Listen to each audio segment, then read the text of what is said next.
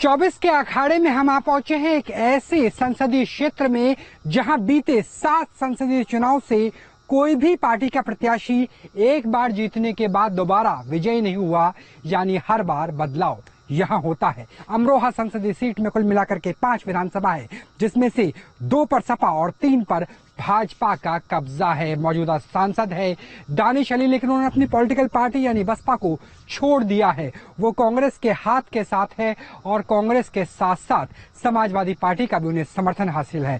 अगर कंवर सिंह तंवर की बात करें तो वो 2014 में विजयी रहे, लेकिन 19 में उन्हें हार का मुंह देखना पड़ा। तो अमरोहा में आप पहुंचे और अमरोहा की जनता से तारुफ करने की कोशिश करेंगे कि दंगल यानी 24 के अखाड़े में किसका दाव, किस प्रत्याशी की पटकनी किस पर भारी है।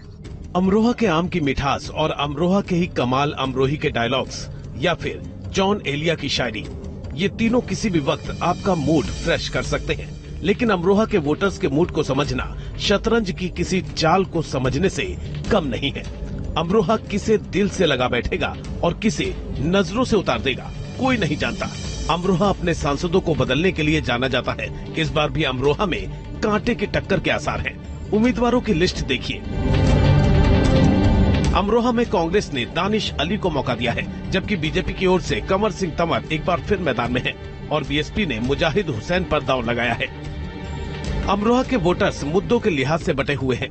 किसानों को आवारा पशुओं से शिकायत है, हालांकि गन्ना का वक्त पर भुगतान होने से खुश भी हैं, लेकिन युवा सरकार से रोजगार की मांग कर रहे हैं। अमरोहा के लोग कह रहे हैं कि सरकार ने बिजली और पानी की सुविधा दे दी है, इसलिए अब काम भी चाहिए। साथ ही वोटर के एक तबके को ध्रुवीकरण वाली सियासत से नाराजगी भी है।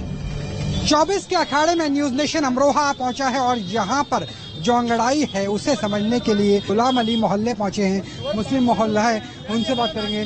भाई, क्या नाम है आपका और क्या लगता है इस बार क्या मुद्दे हैं? मेरा नाम मोनू खान है और सिर्फ इंडिया गठबंधन का माहौल है पूरे उत्तर प्रदेश में। और इंडिया गठबंधन एक देश में जो नफरत का माहौल पैदा हो रहा है, उस नफरत के माहौल को मोहब्बत के माहौल में पैदा करने का काम कर रहा है। इस क्षेत्र में तो बीजेपी का ही माहौल है। देखिए, दोनों ने जो काम किया है अपने लेवल पे, इस स्तर पे क्या है कि आप उसको नकार नहीं सकते। अगर आप कंवर सिंह तंवर को लिया जाए तो मेरे नजरों में जो उनका एक बहुत अच्छा काम है, उन्होंने जो गरीब बच्चों की शादियां अभी तक कराई हैं, उसको नकारा नहीं जा सकता।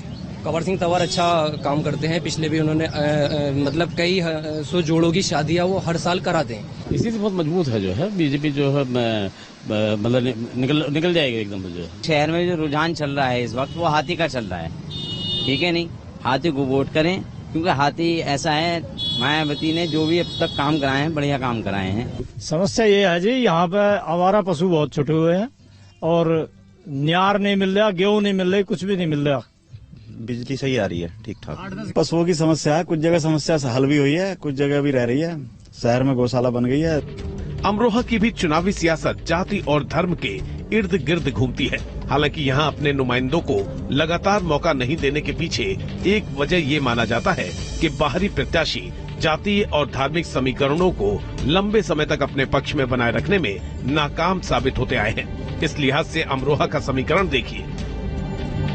अमरोहा में वोटर करीब 16 लाख हैं। इनमें महिला वोटर 7,14,000 हैं और पुरुष वोटर 8,29,000 हैं। अमरोहा में हिंदू वोटर लगभग 60% हैं, जबकि मुस्लिम वोटर 39% के करीब हैं। लेकिन यहाँ गेम चेंजर वोटर के तौर पर एससी, जाट, सैनी और खड़गवंशी हैं।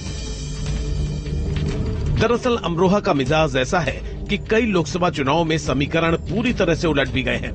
यहाँ चुनावी जीत तत्कालीन मुद्दों के लिहाज से तय होती है। मसलन महिला वोटर्स कानून व्यवस्था में सुधार के लिए मोदी योगी की जोड़ी की तारीफ कर रही हैं और उम्मीदवार की बजाय दिल्ली की ताकत तौल रही है। अमरोहा के बाजार में इस वक्त हम मौजूद हैं। 24 का अखाड़ा है, लेकिन आधी आबादी की सोच जानना बेहद जरूरी हो जाता है, क्योंकि 50% वोट शेयर तो महिलाओं का है। मैम, आपसे आपका नाम जानना चाहेंगे। शॉपिंग के लिए आप पहुंचे हैं, 50% वोट शेयर महिलाओं का है। महिला इस वक्त क्या सोच के मतदान?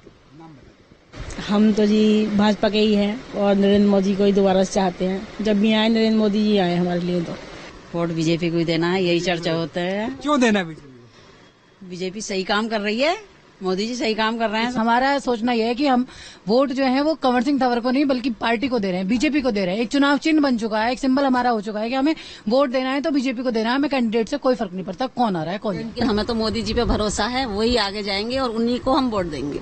सुरक्षा है, बच्चा स्कूल जाती है उसके लिए सुरक्षा प्लस चाहते हैं, वार्ड नंबर वगैरह ये सब प्रोवाइड किए जाएं।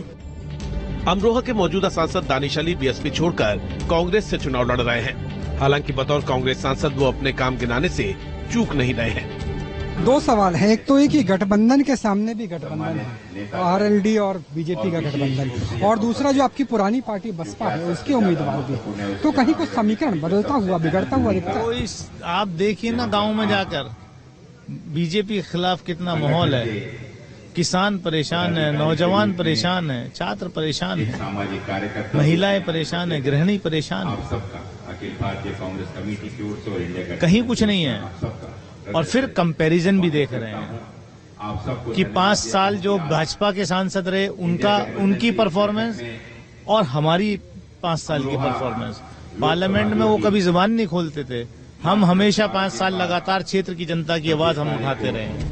अमरोहा भी उन संसदीय इलाकों में शामिल है जहां राष्ट्रीय लोकदल और बीजेपी के गठबंधन का अच्छा खासा प्रभाव दिखने की उम्मीद है। बीजेपी उम्मीदवार कंवर सिंह तंवर भी इसके जरिए एक बार फिर 5 साल बाद सीट हासिल करने का भरोसा जाहिर कर रहे हैं। 24 के अखाड़े में न्यूज नेशन अमरोहा पहुंचा है, जहां पर दंगल है पार्टियों का और प्रत्याशी भी पटकनी देने की कोशिश कर रहे हैं। कंवर सिंह तंवर जी हमारे साथ बात करने के लिए। सर, जिस तरीके से लोकदल का और बीजेपी का गठबंधन हुआ, आपके पास एक ट्रैक रिकॉर्ड है 5 साल 2014 से बात करें 19 तक, दानिश जी के पास भी है 5 साल का ट्रैक रिकॉर्ड। कैसे आप सोचते हैं कि आपका ट्रैक रिकॉर्ड, आपकी रिपोर्ट कार्ड ज्यादा बेहतर है? मैं 2014 में जनता ने यहाँ सेवक बनाया, मैंने 5 साल मेहनत करी, बहुत मैंने काम किया। तो मैं यहाँ नहीं रहने के बाद भी जब सांसद नहीं था तो मैंने पूरे 5 साल काम किया, और अब फिर मेरे को पार्टी ने आशीर्वाद दिया है, माननीय मोदी जी ने आशीर्वाद दिया, तो मैं चुनाव लड़ रहा हूँ। जनता एक तरफ है, सबकी सब